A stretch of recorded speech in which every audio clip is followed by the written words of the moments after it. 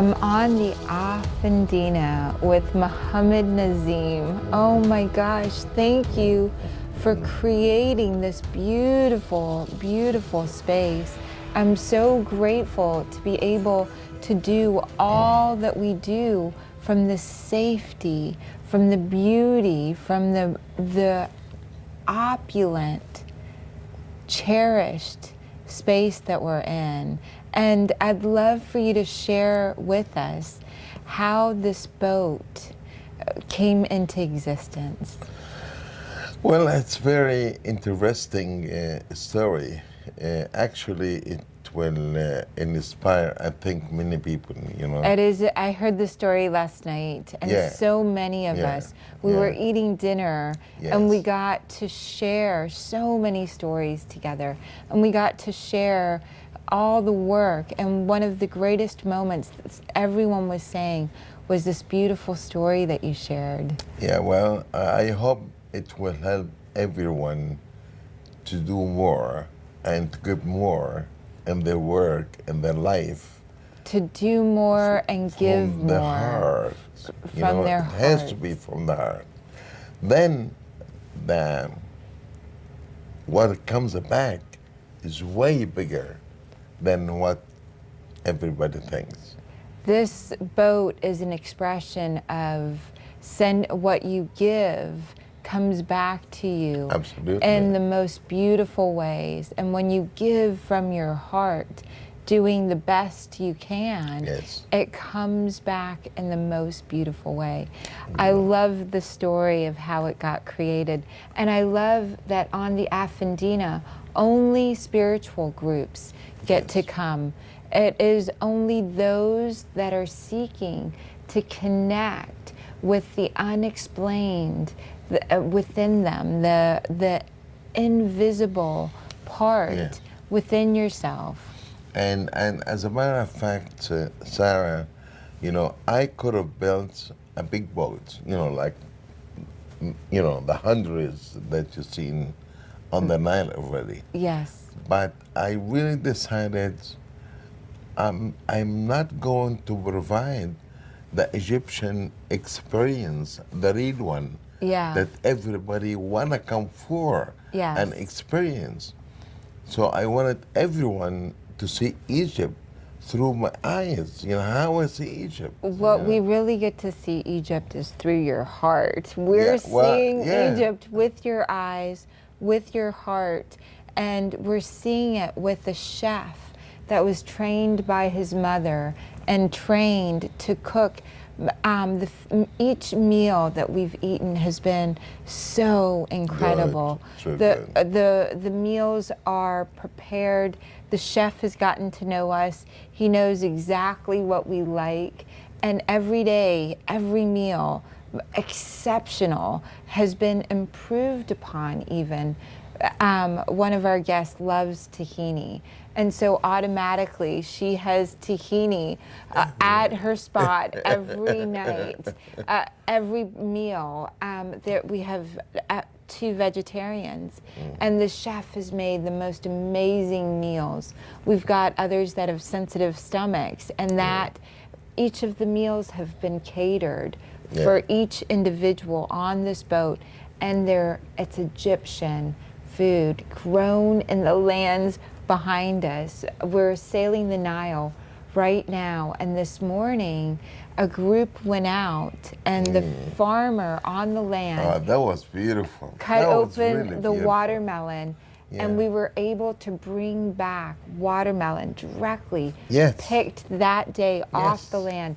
The eggplant that we ate directly off the land, the cauliflower, the beautiful tomato, cucumber salads, the local food is shared, and it's, oh my gosh, it's been so fresh. So fresh. From the land to our mouth. And from our mouth into our tummies to our hearts. We're eating with one another, processing all the spiritual work that we did in the temples. We're sharing stories and parts of ourselves that are so comfortable to be seen. The spirit really moved to share for one another. Last night, and every day along the trip, with lunch, with tea time, with the experience this morning, we woke up and coffee was ready. Coffee, we have our own beautiful rooms, our own beautiful bathrooms, the attendants. And you were sharing that you had them trained. You had everyone that is on the boat trained to help us feel so comfortable and amused. There was a beautiful alligator design on our bed, beautiful flowers, so clean. Our own bathroom, our own experience. And so thank you. I'm dying for you to share this story. Well, the story goes quickly that I had somebody, a friend from United States, was an Italian friend. Yes. Of a friend of mine in the United States. We're having dinner together in Florida. And, the Italian guy, he have a travel company, a big travel incentive company, actually. So we're doing tours all over the world, conferences, meetings. And then they were talking together, and then my American friend, Jack, was telling me, have you gone to Egypt? So he told me, I went there last year to have a conference or to plan a conference, and then it really didn't work. I don't like, So your Italian friend was telling his American friend, which was a mutual friend, that he didn't have a good experience. He was sharing that with you all and coming to Egypt. And this big Italian travel company that he owned was shopping for possibly doing something in Egypt. Exactly. And then my American friend, he told him that you should contact Mohamed, in Egypt, and just go visit him, and I'm sure he's gonna come up with something. So the guy really did, he phoned me, and we decided in about 10 days' time, he will come to Egypt. And he came with another 9 people. Wow. 9 people. His colleagues in the company. And they came to Egypt. It was my invitation from A to Z, not a penny paid, and then I said, okay, we'll have dinner at 7:00 p.m. Yes. Give me show time. Right. They have no idea who we are meeting or are going to meet, to have dinner in the hotel or have dinner in the restaurant, Yeah.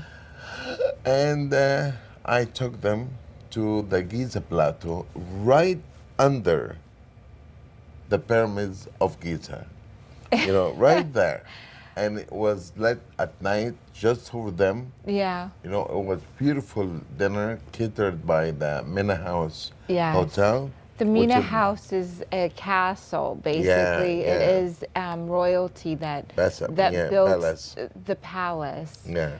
And this beautiful palace sits right on the grounds, very close to the Giza Plateau, brought the staff, brought the food, brought the atmosphere of the castle, but right at the footsteps of the pyramid. So the people were absolutely astonished. Yes. They really did. What is this kind of dinner, Who's this guy, Yeah. If you want to, that's a way to make a first impression, for sure. Yes. So they had the dinner, and they thanked me very much.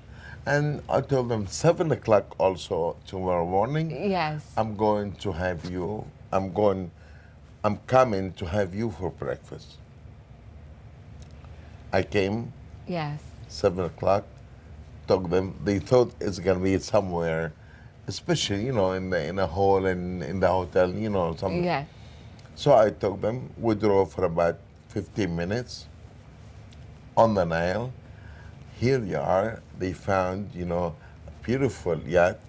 Yes. And the Sheraton Hotel catered the breakfast because it's very close Yes. to the Sheraton. And we had 2 hours breakfast. Fantastic, seeing Cairo, seeing the bridges, seeing the people, having a full view of Cairo. What an amazing experience to get onto a yacht and then have this beautiful food, the amazing smells, fresh, fresh. Sheraton doing this. Yes. And then to see all the bridges and the sights. Yes. Yeah. They really loved it. And anyway, the third day, when they were leaving, the guy told me, Mohamed, we're in business. Let's come to Italy to talk about it. Yes. It was 5 days. I went to Italy. We talk about, the itinerary, what we're gonna do, whatever. It was 4 days conference. Yes. And then we signed the contract. I came back. I start arranging for the conference. While we're here, and the conference was 1st of June to 4th of June. Yes. 5th of June, actually. While we're here, they ask for another additional service, Yes. a lot of service. But the most amazing thing, that today we went to the airport, to Cairo airport, to meet that group. There's a group was coming from Rome, 175 people. And the airplane broke down, due to mechanical problem, and they can't come to Egypt. So the guy was going, my God, Ahmed, the airplane didn't come. What I'm gonna do? Tell them what I meant. I called in Cairo. Yeah. I called another airlines that they are known for charter flights. Yes. I told them we have a group in Italy waiting, supposed to come to Cairo. It didn't. So can you please? How much? I get the checkbook. I wrote the check. The airplane in 20 minutes, half an hour later. Yeah. Flew to Italy, brought that group on to Egypt. So the guy was really, anyhow, what's fun? So in an emergency, you created, you manifested a charter airplane going to Italy, picking them up and coming back. And your friend now, the Italian businessman that puts traveling and conferences on, is truly impressed. Yeah, I mean, but it wasn't really, Sarah, to be honest. Because it was from your heart. Yeah, he was just calling and saying, oh no. And you said, don't worry, I got this, I can fix it. Yeah. And from your heart, you sent the people to fix it. Exactly. It wasn't about embracing somebody at all. Right. It was from the heart. Yeah, I should do that. I'm saving somebody's life and business. You know, I mean, he's a friend of mine. You know. And anyhow, while we are doing the event, we had a big party, a big dinner at the Pyramids area. Yeah. Where we had actually a opera playing, and it was 1,700 people. 1,700 people attending the conference. Yes. And then people that you created, the staff created, everyone created to support them. Yes. And they wanted a very big party at the end. There were 80 people from the Egyptian Opera House. That came, were part of the festivities. Yes. And they made a very interesting request. Yeah. But I told the staff at the time, we're 250 people. 250 people working for me at the time. And I told them, guys, for this event, you are going to work with me under one condition. Yes. In the morning, before you come to work, kiss your wife and give her your brains, you know. And because I want, you know, I was thinking of every small details. Yes. It took me 3 months of really diving into every little thing. Yes. So I want everybody to follow, that's all, you know. Yes. Anyhow, when we were doing the event, the guy came to me and told me, Mohamed, my clients wants, you know, fireworks at the pyramids area. Then what? He told me, fireworks. Fireworks at the pyramids. I told him, it's forbidden, it's not allowed. And he told me, Mohamed, please help me. I tell him, help what? You know, I mean, I can't. You cannot have the fireworks. Anyhow, I did go to the army. I went to the army. I paid the money because the army is the only only one who could legally provide and do fireworks. Yeah, nobody else. So at 5 o'clock p.m., when the event, the final party, the fellow army were starting, and the army was there. Yeah. The guy of the security, tourist police, he came to me and he told me, Mohamed, this cannot be done. Yeah. So I tell him, what? He told me, it cannot be done because it's by decree, you know, governmental decree. And I tell him, what I'm gonna do now? How are we gonna save my life? You know, I mean, everybody expected me unpaid, and the army came, you know. Anyway, he told me, look, there is a line here. This line, if you stop here, that's, you are forbidden to stay here. If you stay here, just like 2 steps. 2 steps. 2 you know, steps. Here you are out, here you are in. And so this area is protected. This area, it's okay. Exactly. This is the legal separation of the land. Yes. So we stay behind, you know, one step, you know, and we did the firework. Anyhow, we got a very successful event. Yes. Everybody is extremely grateful. Yeah. And we took him to the airport, and then I and my Italian friend were coming back to have lunch together, you know, kind of celebration to what happened. So when we have the lunch, he told me, how much you want for, you ask for the event. I told him I asked for $150,000. Told me, here is $150,000 check. Tell me now, because what you have done during this event and saved my life in many ways, I made $4 million. $4 million.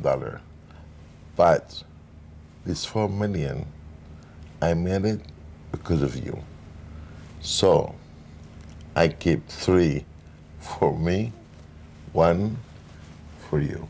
And he gave me $1 million, which I put it as a down payment to build the boat.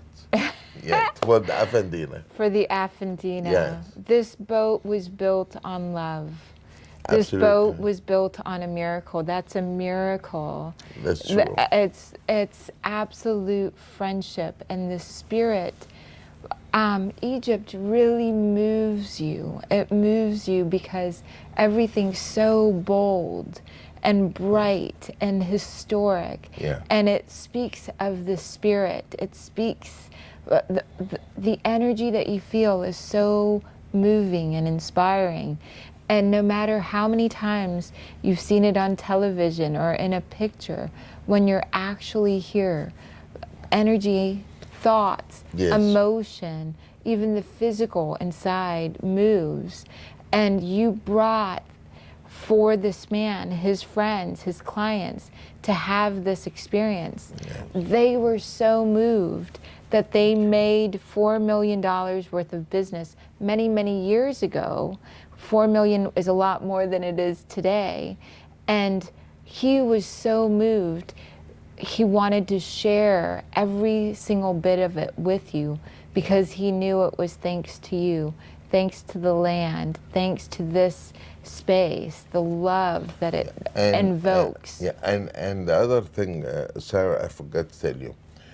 When we signed the contract, he asked me, how much deposit do you want to book the hotels and to book all this? I tell him, I don't want nothing. Yeah. Your word against my word. Yeah. My word against your word. Yeah. So I will do everything, and then we'll sit together in 2 minutes. We'll finish with the accounts. Yes. So I refuse to take any money. Yes. To the minute to finish the event.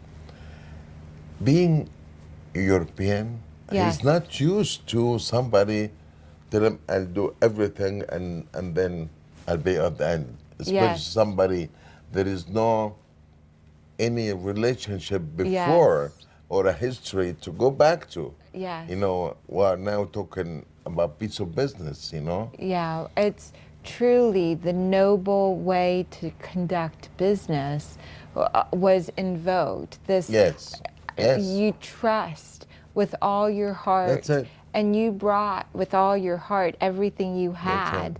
And he really recognized and saw your heart and saw and built new layers and levels of trust. From going forward, whatever he'd known before was gone, because there was such immense love that overrode any mental thought or information learned before. And that's very, very true of Egypt.